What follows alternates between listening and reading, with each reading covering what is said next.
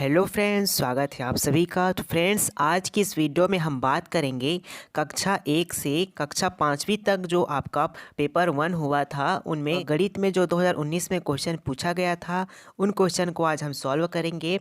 जितने भी CG TET के एग्ज़ाम की तैयारी कर रहे हैं, उन सभी अभ्यर्थियों के लिए यह वीडियो बहुत ही ज़्यादा इम्पॉर्टेंट है, तो आप सभी वीडियो को अंत तक देखिएगा। तो चलिए फिर कौन कौन से क्वेश्चन पूछे गए 2019 में देखते हैं। ये वीडियो आपके लिए बहुत ही महत्वपूर्ण है, तो आप बिल्कुल भी स्किप मत कीजिएगा। पहला क्वेश्चन उनमें से है, ए अपना व्यापार 85,000 रुपये से शुरू करता है। कुछ समय बाद बी उससे 42,500 रुपये के साथ जुड़ता है। यदि वर्ष के अंत में प्राप्त लाभ 3:1 के अनुपात में बांटा गया तो बी कितने समय के लिए जुड़ा था, ये हमें बताना है। ठीक है, ये आपके एग्जाम में 2019 में सीजी टेट में पूछा गया था। ए जो है अपना व्यापार 85,000 से शुरू करता है, लेकिन कुछ समय बाद बी जो है उससे 42,500 रुपये के साथ जुड़ जाता है। जब साल के अंत में लाभ को कितना 3:1 में बांटा जाता है, तो बी जो है कितने समय के लिए जुड़ा था, ये हमें बताना है। 8 महीने, 4 महीने या फिर 12 महीने। देखिए फ्रेंड्स, सबसे पहले देखिए, ए जो है 85,000 के साथ जुड़ा था, वो अपना व्यापार शुरू किया, लेकिन बी जो है 42,500 रुपये के साथ उसके साथ जुड़ा था। ठीक है, अब यहाँ पर क्या ज्ञात करना है आपको, बी कितने समय के लिए जुड़ा था। अब हमें पता ही नहीं है कि बी कितने समय के लिए जुड़ा था, तो हम क्या मान लेंगे, एक समाह में जुड़ा था। मतलब बी जो है व्यापार में एक समाह के लिए जुड़ा था। अब आपको पता होगा, जब यदि वर्ष के अंत में, यानी कि वर्ष के अंत कहने का मतलब है पूरा एक वर्ष हो गया है, पूरा एक वर्ष हो गया है, तो एक वर्ष में कितने माह होते हैं, तो 12 माह होते हैं।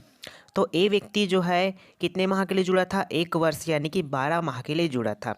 जब लाभ को क्या किया जाता है, मतलब लाभ को बांटा जाता है, तो 3:1 में बांटा, 3:1 में बांटा जाता है। ठीक है, लाभ तो 3 किसका हो जाएगा, 3 जो है आपका ए का हो जाएगा और 1 किसका हो जाएगा, बी का हो जाएगा। ठीक है, इतना तक हुआ।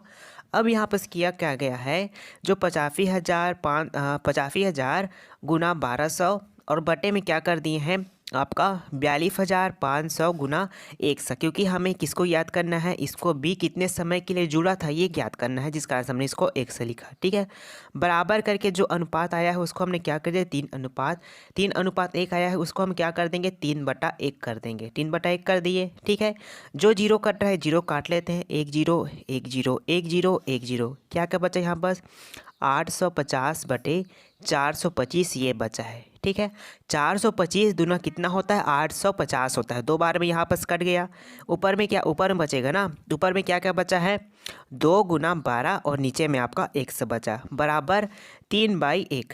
ठीक, 3/1 बचा है। अब यहाँ पर हम क्या करेंगे, त्रियक गुणा करेंगे, 12 को 2 के साथ गुना करेंगे तो 12 दूना 24 हो जाएगा, 24 को 1 के साथ गुना करेंगे तब भी आपका आंसर क्या आ जाएगा, 24 ही आएगा। ठीक है, ठीक उसी प्रकार से अब 3 है, 3 को 1 के साथ गुणा करेंगे तो 3 100 हो जाएगा, 24। ठीक है, अब देखिए 24 बराबर 3 100, ये है, हमें किसका मान निकालना है, 100 का मान निकालना है, तो 100 बराबर लिख लेंगे। 100 किन पर लगा है, 100 जो है 3 पर लगा है, 3 नीचे आ जाएगा और 24 जो है ऊपर चला जाएगा। कितने बार में जाएगा, तो 8 बार में जाएगा। ठीक है, तो 100 का मान कितना आ जाएगा, 8 आ जाएगा। तो देखिए बी जो व्यक्ति है वो कितने माह के लिए जुड़ा था, 8 माह के लिए जुड़ा था। ठीक है, तो आपका आंसर ऑप्शन नंबर ए हो जाएगा। किसी व्यक्ति का दैनिक उत्पादन का 33.1/3% दूसरे व्यक्ति के दैनिक उत्पादन का 50% है। यदि दूसरा व्यक्ति रोज 1500 स्क्रू बनाता है, तो पहले व्यक्ति का स्क्रू बनाने की दैनिक उत्पादन क्षमता कितनी होगी, ये बताना है इस क्वेश्चन में।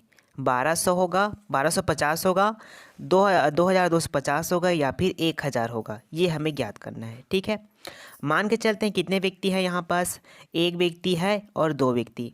मान के चल लेते हैं कोई ए व्यक्ति और दूसरा बी व्यक्ति है। ठीक है, एक को हमने ए व्यक्ति माना, दूसरे को हमने बी व्यक्ति माना। तो ए व्यक्ति का जो दैनिक उत्पादन कितना है, 33.1/3% है ये, और दूसरे व्यक्ति का जो दैनिक उत्पादन कितना है, वो 50% है। ठीक है, 50% है। अब यहाँ पास 33 सही 1/3 है, तो क्या कर सकते हैं हम यहाँ पास 3 को 33 के साथ गुना करेंगे। 3 को 33 के साथ गुना करेंगे तो 33 तिया 99, ऊपर में क्या है 1 है, तो 1 किसके साथ जोड़ देंगे, बटे में आपका 3। 99 में 1 जोड़ेंगे तो 100 और बटे में 3 आ जाएगा। ठीक है, तो कितना आ जाएगा इस प्रकार से 100/3%, 100/3%, और यहाँ पास 50% रहेगा। अब यहाँ पास क्या करेंगे, हम 50% को हटाना चाहेंगे, तो मतलब प्रतिशत को हटाने के लिए क्या करेंगे, प्रतिशत जैसे हटाएंगे तो नीचे में क्या आ जाता है 100, यानी कि गुना करके यहाँ पास 100 आ जाएगा। तो यहाँ पर 100 से 100 कट जाएगा, क्या का बचा आपका 1/3, तो 1/3 को हमने लिख लिया। ठीक है, अब 50 में प्रतिशत लगा है, प्रतिशत को हटाने के लिए क्या, प्रतिशत को हटाएंगे तो क्या आएगा, नीचे में 1/100 आ जाएगा। 1 0 से 1 0 कट गया, क्या बचा यहाँ पास 5/10 बचा। तो 5 दूना 10 कितने बार में गया, 1 और 2, तो इस प्रकार से यहाँ पास कितना आंसर आ जाएगा, 1/2 आ जाएगा। यहाँ पास ऊपर में दोनों क्या है, 1 1 है, तो इसको हम क्या लिख सकते हैं 3:2, यानी कि यहाँ भी ये कट जाएगा, ये भी कट जाएगा, तो 3:2 के रूप में लिख सकते हैं। ठीक है, अब क्वेश्चन की तरफ चलते हैं। क्वेश्चन क्या कह रहा है, यदि दूसरा व्यक्ति रोज 1500 स्क्रू बनाता है तो पहले व्यक्ति का स्क्रू बनाने की दैनिक उत्पादन क्षमता कितनी होगी, ये ज्ञात करना है। तो दूसरा व्यक्ति रोज 1500 स्क्रू बनाता है, ठीक है 1500, तो उसका उत्पादन क्षमता कितना है 2, तो 2 यानी कि 1500, तो एक बार में कितना बनाता है इसको ज्ञात करेंगे सबसे पहले। तो 15 को अगर हम 2 से भाग करेंगे, कितना आ गया आंसर आपका 750, ये निकल कर आएगा। ठीक है, कितना आ जाएगा 750 आ जाएगा, यानी कि जो दूसरा व्यक्ति है एक बार में 750 बनाता है, दूसरे बार में कितना बनाता है, दूसरे बार में 1500 बनाता है, अब तीसरे बार में कितना बना लेगा 2250, तो ये आपका आंसर हो जाएगा 2250। तीसरे बार में कितना बना लेगा 2250 बनाएगा। 2 बार में तो कितना बना रहा है 1500 बना रहा है, लेकिन तीसरे बार में 2250 बनाएगा, तो यही आपका राइट आंसर हो जाएगा। चलिए अब इसी के साथ बढ़ते हैं अगले क्वेश्चन की तरफ, जो आपके सीजीटेट एग्जाम में पूछे गए हैं। क्रय मूल्य और विक्रय मूल्य का अनुपात 4:5 है, तो लाभ प्रतिशत क्या होगा। क्रय मूल्य का जो अनुपात हो कितना है 4 है, और विक्रय मूल्य का कितना है 5 है, तो हमें लाभ प्रतिशत ज्ञात करना है। 25%, 40% या फिर 50%, ये होगा, ये हमें ज्ञात करना है। अब यहाँ पर सिर्फ आपको क्या दिया, अनुपात के रूप में दिया है, आपको नहीं बताया है कि यहाँ पर क्रय मूल्य कितना है, विक्रय मूल्य कितना है।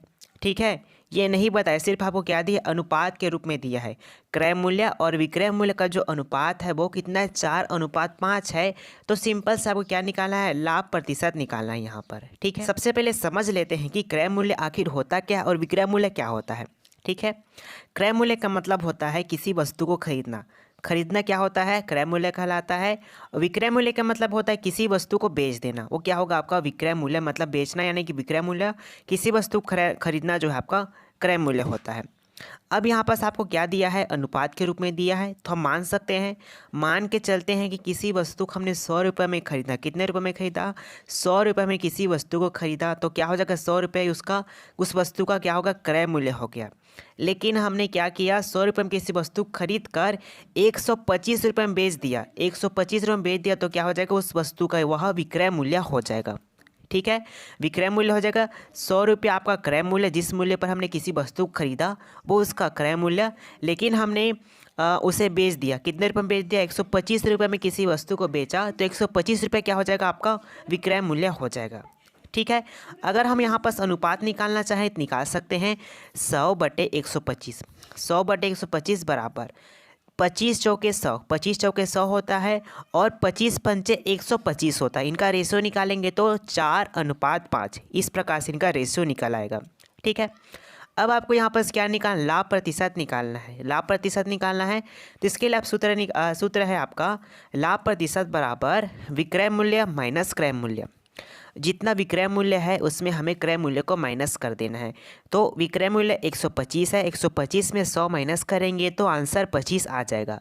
तो लाभ प्रतिशत कितना निकल कर आ गया है, 25% निकल कर आ गया है। ठीक है, चलिए अगले क्वेश्चन की बात करते हैं।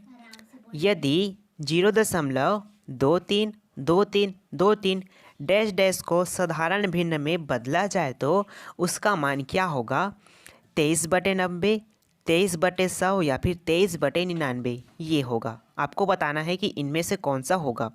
जब भी आपको ऐसा क्वेश्चन देखने को मिले तो आपको एक बात ध्यान रखना है कि इसमें ऐसा कौन सा संख्या है जो लगातार रिपीट हो रही है, यानी कि बार बार रिपीट हो रहा है। तो देखिए यहाँ पर 2 3 2 3 2 3 कहने का मतलब है 23 जैसा संख्या है जो यहाँ पर लगातार रिपीट हो रहा है। तो अब हम इसको कैसे लिख सकते हैं, 0.23 और इसके ऊपर हम बार लगा देंगे, जो संख्या रिपीट हो रहा है उसके ऊपर बार लगा देंगे। ठीक है, अब इसको सॉल्व करेंगे। बार लगाने का मतलब ये है कि ये दो संख्या है जो बार बार रिपीट हो रहे हैं, मतलब 2 और 3 जो संख्या है बार बार रिपीट हो रहे हैं। अगर हम बार के रूप में लिखेंगे तो भी हमारा आंसर सही होगा। ठीक है, अब इस बार वाले को कैसे सॉल्व करेंगे, देखिए कितने संख्या पर बार लगा है, आप बोलिएगा 1 व 2, दो संख्या पर बार लगा है। तो हम क्या करेंगे, हर में दो 9 लिख लेंगे, मतलब दो संख्या पर बार लगा है तो हर में क्या करेंगे, 2 9 लिख लेंगे। अगर यहाँ पर 3 संख्या पर बार लगा रहता तो 3 9 लिखते, एक संख्या पर बार लगा रहता तो 1 9 लिखते। ठीक है, अब कौन कौन संख्या पर बार लगा है, तो देखिए आपका 2 और 3 पर बार लगा है। ठीक है, 2 और 3 पर बार लगा है तो 23/99 इस क्वेश्चन का राइट आंसर हो जाएगा। देखिए किस ऑप्शन में है, ऑप्शन नंबर सी पर है। ठीक है, तो इस तरह के क्वेश्चन भी आपके एग्जाम में पूछे जाते हैं, तो आप अच्छे से पढ़िए इन सभी क्वेश्चन को। अगले क्वेश्चन की बात करते हैं। किसी त्रिभुज का क्षेत्रफल 216 वर्ग सेंटीमीटर है और उसकी भुजा का अनुपात 3:4:5 है, तो त्रिभुज का परिमाप क्या होगा, ये हमें ज्ञात करना है। देखिए फ्रेंड्स, आपको क्या कह दिया, यहाँ पर त्रिभुज का क्षेत्रफल दे दिया है और त्रिभुज का परिमाप ज्ञात करने के लिए बोला जा रहा है, तो आपको यहाँ यहीं से हिंट मिल जा रहा है। ठीक है, अगर आपको सूत्र पता होगा तो आप बहुत ही आसानी से बना सकते हैं। मान के चलते कोई त्रिभुज है, क्या ये त्रिभुज है, ठीक है त्रिभुज है, त्रिभुज का क्षेत्रफल कितना है, 216 क्या है वर्ग सेंटीमीटर है।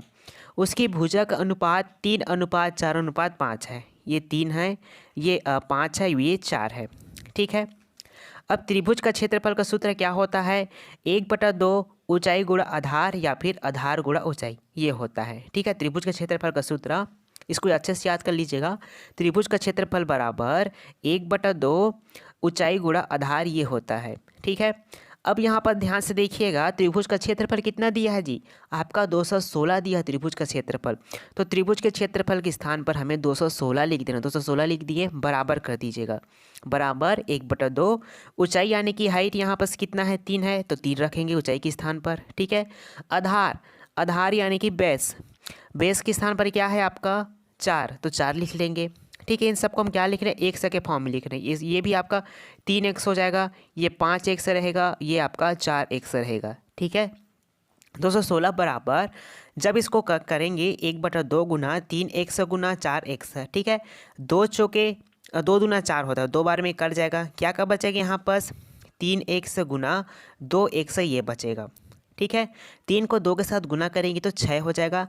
अब x को x के साथ गुना करेंगे तो x स्क्वायर हो जाएगा, तो वही लिखे हैं यहाँ पर 216 बराबर 6x स्क्वायर। ठीक है, अब x स्क्वायर बराबर करेंगे तो 216 6/6 हो जाएगा। ठीक है, 6 से भाग कीजिए, 6 तिया 18, फिर यहाँ पर कितना बचेगा 3 और 6 6 36। अब स्क्वायर को हटाएंगे तो कितने क्या आ जाएगा, यहाँ पर x का मान 6 आ जाएगा। ठीक है जी, x का मान इस तरह से 6 आ जाएगा। अब हमें x का मान पता चल गया है। अब त्रिभुज का परिमाप का सूत्र क्या होता है, तीनों भुजाओं का योग। क्या होता है, तीनों भुजाओं का योग, कहने का मतलब है तीनों भुजाएं, 3x है एक भुजा 4x है और तीसरी भुजा आपका 5x है। ठीक है, 5x है, 3 गुना x का मान कितना 6, तो 6 लिख लेंगे, 6 प्लस 4 गुना x का मान कितना आया है 6 लिख लेंगे, प्लस 5 गुना 6, यहाँ पर भी x का मान रखेंगे, जहाँ जहाँ पर x दिख रहा है वहाँ पर हम x का मान रखेंगे, मान रख दीजिए। ठीक है, 6 तिया 18 कितना हो जाएगा, 6 तिया 18 प्लस 6 चौके 24 लिख लेंगे, प्लस 6 पंचे 30 लिख देंगे। इनको आपस में जोड़िए, 8 4 12, हाथ में आई 1, 3 4 3 और 4 4 2 6 6 1 7, तो आपका आंसर कितना आ जाएगा, 72 सेंटीमीटर आ जाएगा। तो इस तरह से आप बहुत ही आसानी से इस तरह क्वेश्चन को सॉल्व कर लेंगे, तो आपका answer option number D 72 centimetre हो जाएगा। तो चलिए फ्रेंड्स, इसी के साथ बढ़ते हैं अगले क्वेश्चन की तरफ। अगला क्वेश्चन है आपका, 24 मीटर लंबी, 8 मीटर चौड़ी तथा 60 सेंटीमीटर मोटी दीवार बनाने के लिए 24 सेंटीमीटर गुणा 12 सेंटीमीटर गुणा 8 सेंटीमीटर नाप की कितने ईंटें लगेगी यदि दीवार का 10% हिस्सा मसाले से भरा हो, ये आपको बताना है। ठीक है, आपके ऑप्शंस है 45,000, 50,000 या फिर 60,000। देखिए फ्रेंड्स, यहाँ पर एक बात ध्यान दीजिएगा आप, यहाँ देखिए सेंटीमीटर है, यहाँ भी सेंटीमीटर है, यहाँ भी सेंटीमीटर है और यहाँ पर भी सेंटीमीटर है। तो आपको जो मीटर दिया है 24 मीटर लंबी, 8 मीटर चौड़ी, इनको आपको सेंटीमीटर में बदलना होगा। क्या करना पड़ेगा, 24 मीटर को सेंटीमीटर में बदलना होगा, 8 मीटर को भी सेंटीमीटर में बदलना होगा। ठीक है, चलिए इसी के साथ बढ़ते हैं, क्वेश्चन को सॉल्व करते हैं। देखिए सबसे पहले 1 मीटर में कितने सेंटीमीटर होते हैं, तो आप बोलिएगा 100 सेंटीमीटर होते हैं। कितने सेंटीमीटर, तो ध्यान दीजिएगा 100 सेंटीमीटर होते हैं 1 मीटर में। ठीक है फ्रेंड्स, अगर हमारे पास 24 मीटर है तो 24 को हम किससे गुणा करेंगे, 100 से गुणा करेंगे, तो कितना प्राप्त हो जाएगा, हमें 2400 मीटर प्राप्त, 2400 सेंटीमीटर प्राप्त होगा। उसी प्रकार से हमारे पास क्या है, 8 मीटर है, 8 को हम 100 से गुणा करेंगे तो हमें क्या प्राप्त होगा, 800 सेंटीमीटर प्राप्त होगा। ठीक है, ये हुआ। अब यहाँ पर हमें क्या करना है, दीवार मतलब सबसे पहले क्या कीजिएगा आप, ईंटों की संख्या, कितने ईंटों की संख्या लगेगी ये हमें ज्ञात करें। सबसे पहले क्या करें, कितने ईंटों की संख्या लगेगी ये ज्ञात करेंगे। 2400 गुना 800 गुना 60 बराबर, इनको आपस में बराबर करके इनको लिख लेंगे। ठीक है, 24 गुना 12 गुना 8। अब हमें मालूम नहीं है कि उस दीवार में कितना ईंट लगेगी, तो क्या मान लेंगे, उसको 100 मान लेंगे। ठीक है, 100 की जगह पर आप n भी मान ले सकते हैं, लेकिन हम यहाँ पास 100 माने हैं। ठीक है, अब यहाँ पर देखिए 100 किस ओर है, 100 जो है आपका इस ओर है। ठीक है, 100 इस ओर है, तो क्या करेंगे, अगर हम इनको आपस में गुना करते हैं तो क्या होता है, 100 जिधर रहता है वो नीचे चला जाता है। ठीक है, नीचे चला जाएगा, तो वही बात है। तो 100 को लिख लें हम यहाँ पर, इन सब को हम क्या करेंगे, पक्षांतर करेंगे। गुणा में है तो क्या बदल जाएंगे, भाग में, तो इसके ऊपर में 24,000 गुना 800 गुना 60 और बटे में आपका 24 गुना 12 गुना 8, ये आ जाएगा। ठीक है, अब देखिए 100 बराबर 24 एकम 24 एक बार में, तो कितना आ जाएगा, आंसर आपका 100 आ जाएगा। 12 पंचे 60 कितना होता है, 12 पंचे 60, ये हो जाएगा 12 पंचे 60। 8 को 800 से भाग करें, कितने बार में जाएगा, 100 बार में जाएगा ये। अब इनको आपस में गुना करेंगे, 100 गुना 5, 100 गुना 100 गुना 5, तो कितना आ जाएगा आंसर, 50,000 आ जाएगा। यानी कि 100 का वैल्यू कितना आ जाएगा, 50,000 आ जाएगा। ठीक है, कितना ईंट लगेंगे यहाँ पर, यहाँ तक 50,000 लगेंगे। लेकिन देखिए यहाँ तक का हमने सॉल्व किया है। ठीक है, यदि दीवार का 10% हिस्सा मसाले से भरा है, आपका जो दीवार है, मान चलिए क्या है दीवार, ठीक है, जिनमें से 10% जो हिस्सा है वो किससे भरा हुआ है, मसाले से भरा हुआ है। तो 10% मतलब मान चल दीवार है कितना, 100% है। 100% में से जो आपका 10% हिस्सा है वो किससे भरा हुआ है, दीवार से भरा हुआ है। तो कितना परसेंट और बच गया है, 90% और बच गया है, 90% बच गया है। ठीक है, तो क्या करेंगे हम यहाँ पर, 50,000 गुना 90 बटे 100। ठीक है, 1 0 से 1 0 कट गया, 1 0 से 1 0 कट गया, 9 पंचे 45, 9 पंचे 45, फिर कितना शून्य है आपके पास, 3, 1 2 3, तो आपका आंसर कितना हो जाएगा, 45,000 हो जाएगा। देखिए 45,000 ऑप्शन नंबर आपका ए करेक्ट हो जाएगा। चलिए नेक्स्ट क्वेश्चन देखते हैं। किसी संख्या को 342 से भाग देने पर 47 शेषफल प्राप्त होता है। यदि उसी संख्या को 18 से भाग दिया जाए तो शेषफल क्या प्राप्त होगा, ये हमें ज्ञात करना है। 12 होगा क्या, 11 होगा क्या, या फिर 47 होगा क्या। अगर हम यहाँ पर 342 में 18 का भाग देंगे, 18 का भाग किससे देंगे, 342 को देंगे, तो शेषफल हमें क्या प्राप्त होगा, शून्य प्राप्त होगा। ठीक है जी, शून्य प्राप्त होगा। यहाँ पर देख लीजिए क्या प्राप्त होगा, शून्य। 18 को 342 से भाग देने पर शून्य प्राप्त होगा, 18 एकम 18। ठीक है, कितना आ जाएगा, 162। 162 अट्ठे कितना होता है, 162 नहीं है, 162 नहीं, क्या हो जाएगा 162, तो पूरी तरह से कट गया, तो शेषफल आपका क्या प्राप्त हो गया, 0 प्राप्त हो गया। अब इस स्थिति में क्या करेंगे, जो आपका शेषफल दिया है, शेषफल कितना है, 47 है। अब 47 में 18 का भाग देना, 18 का भाग दे दीजिए, 18 का भाग देंगे कितने बार में जाएगा, 2 बार में जाएगा, शेषफल आपका कितना 11 बच जाएगा। तब इस कंडीशन में आपका आंसर क्या हो जाएगा, 11 हो जाएगा। ठीक है, इस तरह क्वेश्चन आया तो आप ध्यान से बनाइएगा, तो आपका आंसर ऑप्शन नंबर बी हो जाएगा। फ्रेंड्स, आप हमारे चैनल को अभी तक सब्सक्राइब नहीं किए हैं तो जल्दी सब्सक्राइब कर दीजिए। चलिए क्वेश्चन नंबर नेक्स्ट।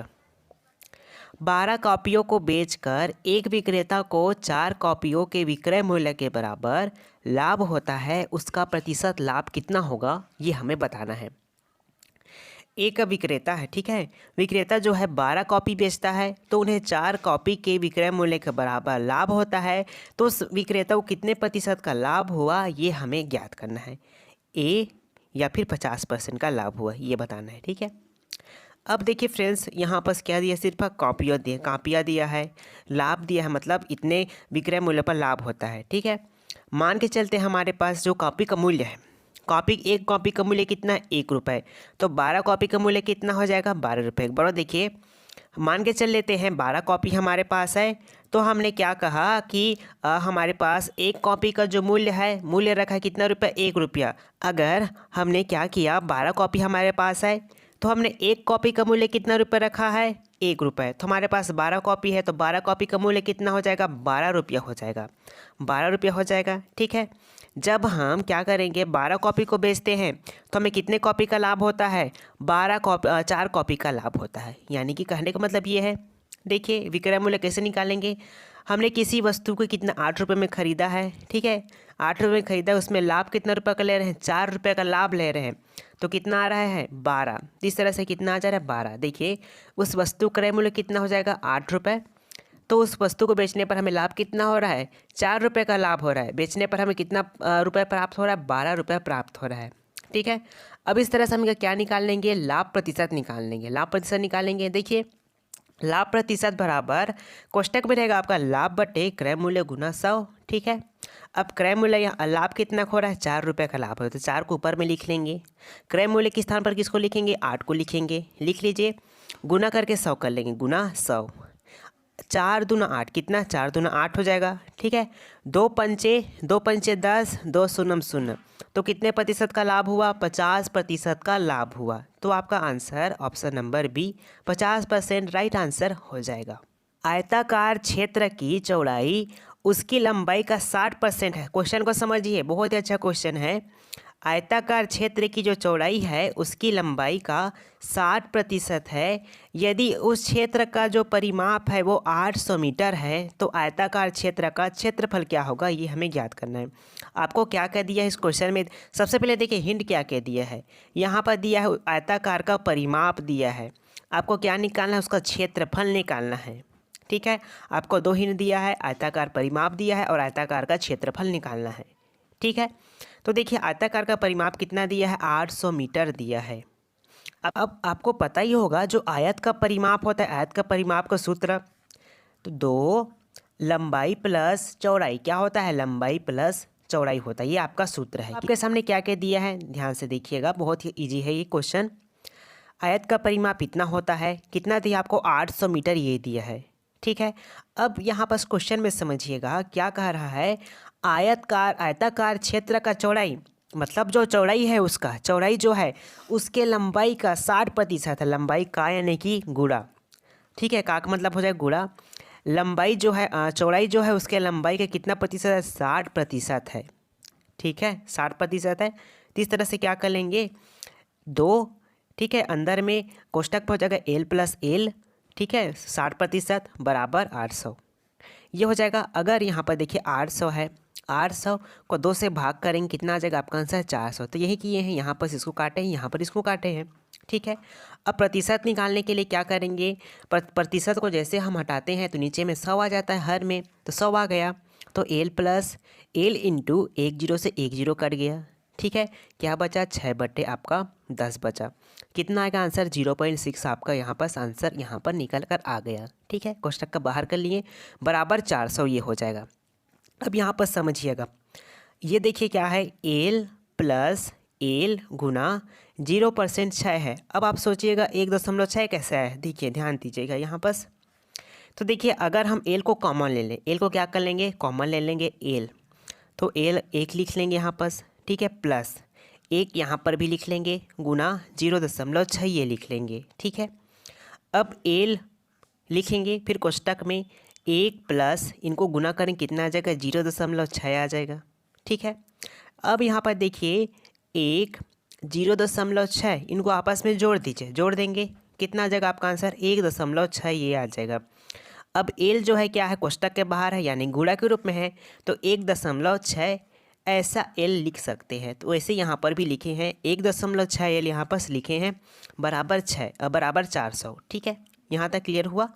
अब एल बराबर 400। अब 1.6 को इस पर पक्षांतर करेंगे, पक्षांतर कर दीजिए, कर दिए। अब दशमलव घटाने के लिए क्या करेंगे, यहाँ पर नीचे में 10 लिख लेंगे, 10 लिख लिए।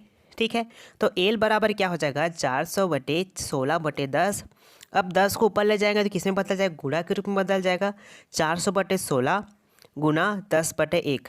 ठीक है, क्या होता है 16 दूना, क्या होता है 16 दूना 32 होता है। ठीक है, 16 दूना 32, फिर कितना बचा यहाँ पास, ये 8 और 0 बचा। ठीक है, 8 16 पंचे क्या होता है 16 पंचे 80, 16 पंचे 80 हो गया, फिर गुना 10। जब इनको गुना करेंगे तो आपका आंसर कितना आ जाएगा, 25 गुना 10 करेंगे तो लंबाई कितना निकल कर आ जाएगा आपका 250 निकल कर आ जाएगा। ठीक है, तो इस तरह से हमने यहाँ पर क्या निकाल लिया, लंबाई निकाल लिया। ठीक है, अब इसी लंबाई के मान को हम कहाँ पर रखेंगे, यहाँ पर रखेंगे। कहाँ पर, यहाँ पर रखिएगा। ठीक है, रख देते हैं, रखिए। चौड़ाई निकालने के लिए क्या करेंगे, चौड़ाई जो है उसके लंबाई का कितना प्रतिशत है, तो लंबाई का कितना प्रतिशत भाई 60% है। अब प्रतिशत घटाने के लिए क्या करेंगे, एल गुना 60/100। प्रतिशत को जैसे हटाएंगे नीचे में 100 आ जाता है, 100 लिख लेंगे। अब आपका लंबाई कितना आया भाई 250 आया, 250 लिख लेंगे। ठीक है, लंबाई की जगह पर 250 गुना 60/100। 1 0 से 1 0 कट गया, 1 0 से 1 0 कट गया। 25 को अब हम 6 से गुना करेंगे तो हमारा आंसर 150 आ जाएगा, 150 आ गया। अब क्वेश्चन क्या कह रहा है आपसे, हमें क्या क्या निकल कर मिल गया, हमें यहाँ पर लंबाई भी पता चल गया और चौड़ाई भी पता चल गया। ठीक है, तो क्वेश्चन क्या कह रहा है, आयताकार क्षेत्र का क्षेत्रफल क्या होगा ये बताना है। तो आयत का जो क्षेत्रफल होता है क्या होता है, लंबाई गुना चौड़ाई। तो लंबाई कितना है 250 और चौड़ाई कितना है 150। इन दोनों को आपस में गुना करेंगे तो हमारा आंसर कितना निकल कर आ जाता है, 3,37,500 निकल कर आ जाता है। ठीक है, जब हम 250 को 150 से गुणा करेंगे तो आपका आंसर 37,500 निकल कर आ जाएगा। 3 संख्याओं में से पहली संख्या और दूसरी संख्या का औसत दूसरी संख्या और तीसरी संख्या का औसत से 15 अधिक है। पहली और तीसरी संख्या का अंतर क्या होगा, ये हमें ज्ञात करना है। इस क्वेश्चन में 15 होगा, 45 होगा, 60 होगा या इनमें से कोई नहीं होगा, ये बताना है। ठीक है, समझिएगा। 3 संख्या हमारे पास है तो इनमें से क्या कर लेते हैं हम, उनमें से हमने एक संख्या को 1 मान लिया, दूसरे संख्या को 2 मान लिया और तीसरे संख्या को हमने 3 मान लिया। अब क्वेश्चन को ध्यान से देखिए, बहुत ही इजी है। 3 संख्याओं में से पहली संख्या और दूसरी संख्या का औसत, ये पहली संख्या हो गया और दूसरी संख्या का औसत निकालेंगे। इन दोनों को जोड़ देंगे, 2 में 1 जोड़ेंगे तो कितना आ जाएगा 3। अब 3 को 2 से भाग करें क्योंकि 2 ही संख्या आपके पास है, 1 और 2, 2 हो गए। भाग करेंगे तो आपका आंसर 1.5 आ जाएगा। लिख दिया हमने 1.5, पहली संख्या और दूसरी संख्या का जो औसत है 1.5 उसको हमने लिखा है। फिर क्वेश्चन की तरफ चलिए, दूसरी और तीसरी संख्या का औसत। ठीक है, अब हमें किसका निकालना है, दूसरी संख्या और तीसरी संख्या का औसत निकालना है। निकाल लीजिए, दूसरी संख्या ये हो गया और तीसरी संख्या ये हो गया। निकालते हैं इनका औसत, कौन कौन सा है, 2 में 3 को जोड़ेंगे तो आपका आंसर आएगा 5। अब 5 में किनका भाग करना है, 2 का, क्योंकि 1 और 2 ही संख्या यहाँ पर भी है। भाग करें कितना आंसर आएगा 2.5। कितना आ जाएगा आपका आंसर 2.5 आ जाएगा। ठीक है, पहली संख्या और दूसरी संख्या का जो औसत कितना निकल कर आया 1.5, दूसरी संख्या और तीसरी संख्या का जो औसत निकल कर आया है वो 2.5 आया है। ठीक है, अब देखिए इनके बीच का अंतर कितना है, मतलब ये पहली संख्या और दूसरी संख्या के औसत से दूसरी संख्या और तीसरी संख्या कितना अधिक है, तो कितना अधिक है भाई, केवल 1 अधिक है। कितना अधिक है, केवल 1 अधिक है। और इन दोनों के भी औसत में कितना अधिक है, 15 अधिक है। कितना बोल रहा है, 15 अधिक है, मतलब अंतर कितना बोल रहा है, इनके अंतर 15 बोल, लेकिन हमारे हिसाब से अंतर कितना है, केवल 1 है। तो क्या करेंगे, 15 को 1 के साथ पहले गुना करेंगे। क्या करेंगे, 15 को हम सबसे पहले 1 के साथ गुना करेंगे तो 15 एकम 15 हो जाएगा। 15 को 2 के साथ गुना करेंगे तो 15 दूना 30 हो जाएगा। 15 को 3 के साथ गुना करेंगे तो 15 तिया 45 हो जाएगा। ठीक है। 15 जो अंतर आया है क्या करेंगे, 15 को पहले 1 के साथ गुना करेंगे, 15 एकम 15, 15 को 2 के साथ गुना करेंगे, 15 दूना 30, 15 को 3 के साथ गुना करेंगे, 15 तिया 45। ठीक है। अब पहली और तीसरी संख्या का अंतर क्या होगा ये बताना है। ठीक है, पहली और तीसरी संख्या का अंतर आपको बताना है। यहाँ पर देखिए पहली संख्या कौन है, पहली संख्या 15 है, क्या है यहाँ पास 15, 15 लिख लेंगे। और दूसरी संख्या तीसरी संख्या क्या है यहाँ पास 45, 45 लिख लेंगे, 45 और बट्टे में 2। इनके बीच का क्या बताना है, हमें अंतर बताना है। 15 में जब हम 45 को जोड़ेंगे तो आपका आंसर 60 आ जाएगा और बटे में 2 है, 2 से भाग करेंगे तो आंसर 30 आ जाएगा। ठीक है, तो देखिए 30 मतलब पहली और तीसरी संख्या का अंतर कितना है, 30 है, लेकिन किसी भी ऑप्शन में 30 नहीं लिखा है तो आपका आंसर कोई नहीं हो जाएगा। अगला क्वेश्चन है आपका, एक वर्ग के चारों भुजाओं के साथ एक हवाई जहाज, मतलब एक वर्ग है जिसके चारों भुजाओं के साथ जो आपका हवाई जहाज है वो 200, 400, 600 और 800 किलोमीटर प्रति घंटा की चाल से क्या करता है, उड़ता है। तो उस वर्ग के चारों ओर औसत वेग क्या होगा, मतलब उस वर्ग के चारों ओर का औसत वेग क्या होगा, यानी कि औसत चाल क्या होगा, ये हमें ज्ञात करना है। ठीक है, चलिए इनको बहुत अच्छे से सॉल्व करते हैं। मान के चले तो एक वर्ग है, ठीक है, जो हवाई जहाज़ है इसमें कितने 200 किलोमीटर प्रति घंटे से चाल चल रहा है, इसमें 400, इसमें 600 और इसमें 800 प्रति किलोमीटर घंटे की चाल से चल रहा है। ठीक है, अब हमें ये देखना रहता है कि जो आपका औसत चाल का सूत्र क्या होता है, कुल दूरी बटे कुल समय। ध्यान रखिएगा, औसत चाल का सूत्र क्या होता है, औसत चाल बराबर कुल दूरी बटे कुल समय। ठीक है, अब यहाँ पर हमें पता ही नहीं है कि इसका दूरी कितना, इसका दूरी कितना, इसका दूरी कितना, इसका दूरी कितना है। ठीक है, आपको सबसे पहले क्या ज्ञात करना पड़ेगा, कुल दूरी ज्ञात करना पड़ेगा।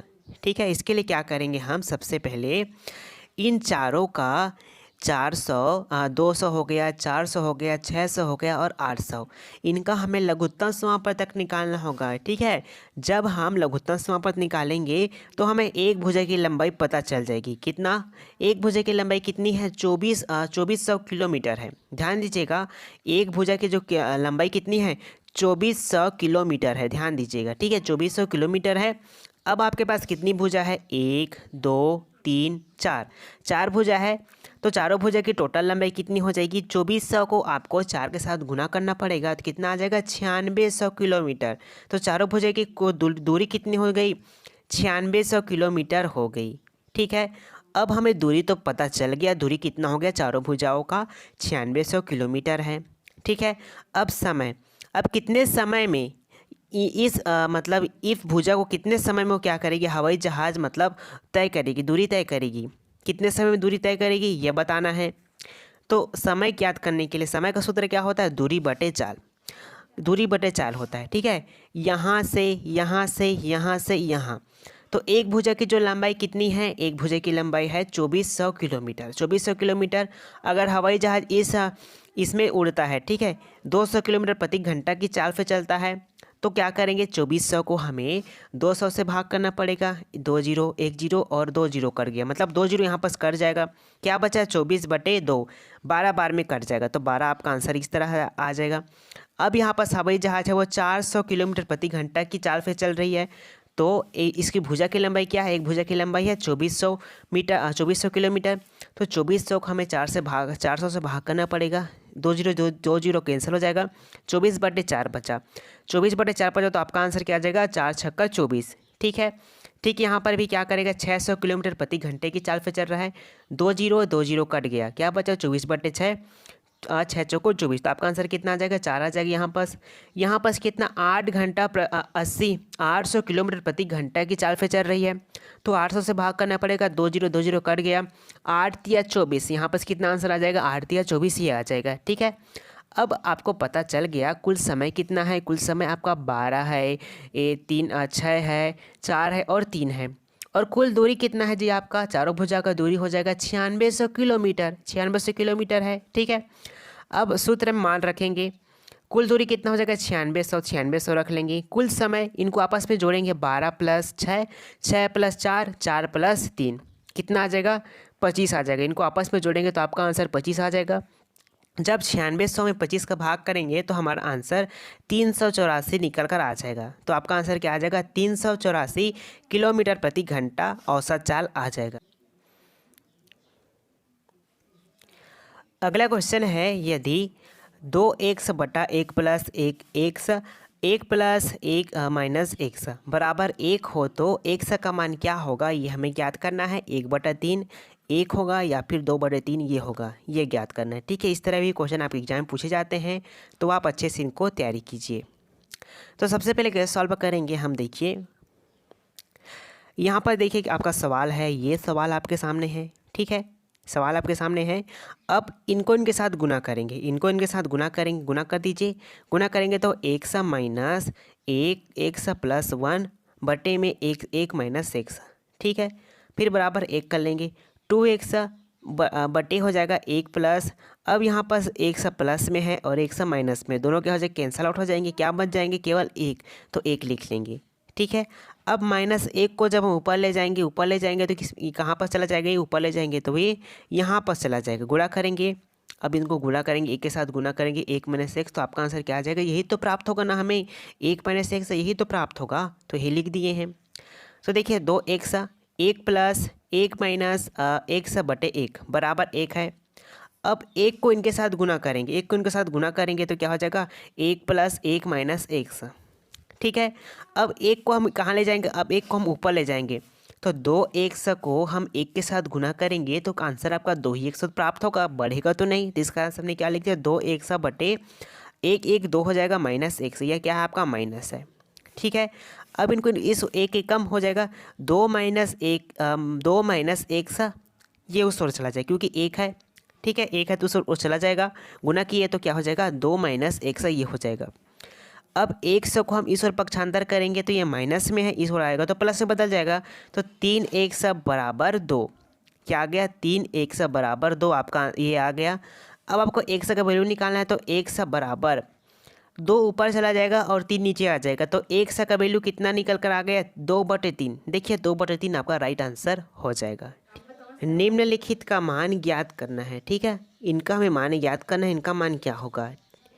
ठीक है, तो 658 गुना 658 गुना 658 माइनस 328 गुना 328 गुना 328 बटे में आपका 658 गुना 658 प्लस में है 658 गुना 328 प्लस 328 गुना 328 ये है। अब क्या करेंगे दोस्तों, देखिए ध्यान से क्वेश्चन को समझिएगा।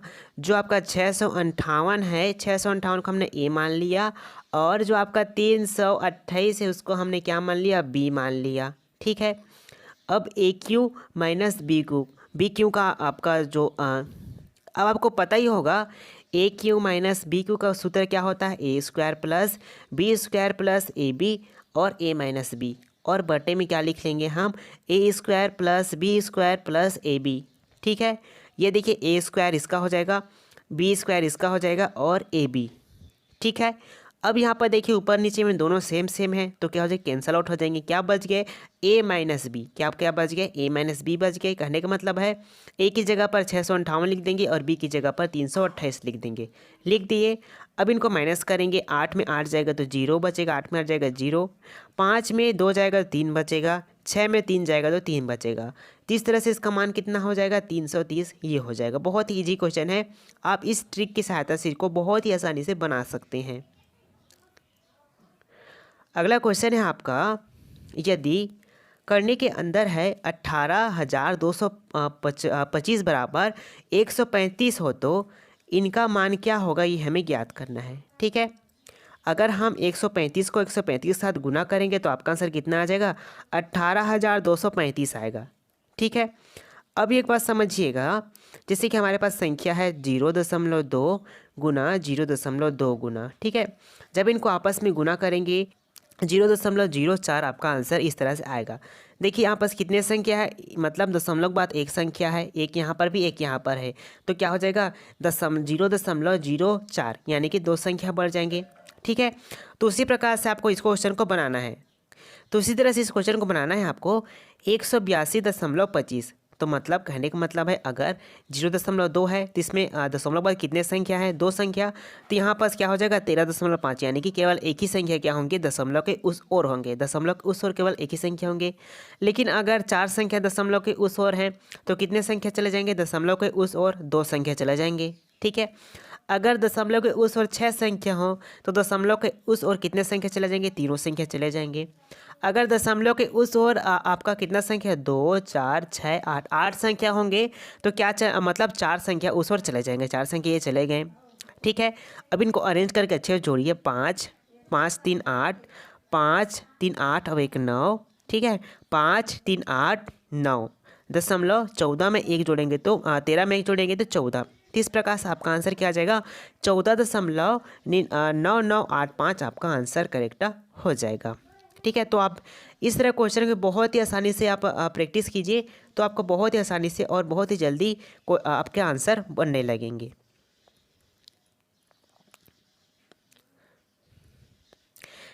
किसी एक रकम का 7 साल बाद साधारण ब्याज 1750 है। यदि साधारण ब्याज 20% अधिक हो तो कितना अधिक ब्याज उस रकम पर प्राप्त होगा, ये हमें बताना है। देखिए क्वेश्चन क्या कर रहा है, किसी एक रकम का 7 साल बाद साधारण ब्याज 1750 है। यदि साधारण ब्याज 20% अधिक हो तो कितना अधिक ब्याज उस रकम पर प्राप्त होगा। क्या 35 रुपये, 245 रुपये ज्ञात नहीं किया जा सकता। ठीक है, तो देखिए साधारण ब्याज का सूत्र क्या होता है, मूलधन गुना दर गुना समय बटे 100। क्या होता है, मूलधन गुना दर गुना समय बटे 100, ये होता है सूत्र आपका। ठीक है, यहाँ बस क्या दिए, ये साधारण ब्याज कितने साल के लिए, 7 साल के लिए। तो 7 साल से भाग करेंगे तो कितना पर ईयर आपको साधारण ब्याज कितना मिल रहा है, 250 रुपये का मिल रहा है। अब हमें पता ही नहीं है कि मूलधन कितना है, तो साधारण ब्याज तो हमें कितना मिल रहा है, एक साल में आपको 250 रुपये मिल रहा है, लेकिन मूलधन कितना है ये हमें पता नहीं है। तो इस तरह से हम इसको ज्ञात नहीं कर सकते हैं। तो आपका आंसर किसके साथ चला जाएगा, ज्ञात नहीं किया जा सकता के साथ, ऑप्शन नंबर सी के साथ चला जाएगा। तो दोस्तों ये थे आपके 1 से लेकर 5वीं कक्षा में 2019 में जो मैथ में क्वेश्चन पूछे गए थे उनका हमने सॉल्यूशन आज के इस वीडियो में पूरी तरह से एक्सप्लेन किया है। अच्छा लगा होगा तो वीडियो को लाइक ज़रूर कीजिएगा। अगर आप हमारे चैनल पर नए हैं तो हमारे चैनल को सब्सक्राइब जरूर कीजिएगा, ताकि आप अपनी तैयारी को और बेहतर ढंग से कर सकें और अपनी एक सरकारी सीट पक्की कर सकें। मिलते हैं हम अगले वीडियो में, तब तक के लिए जय हिंद।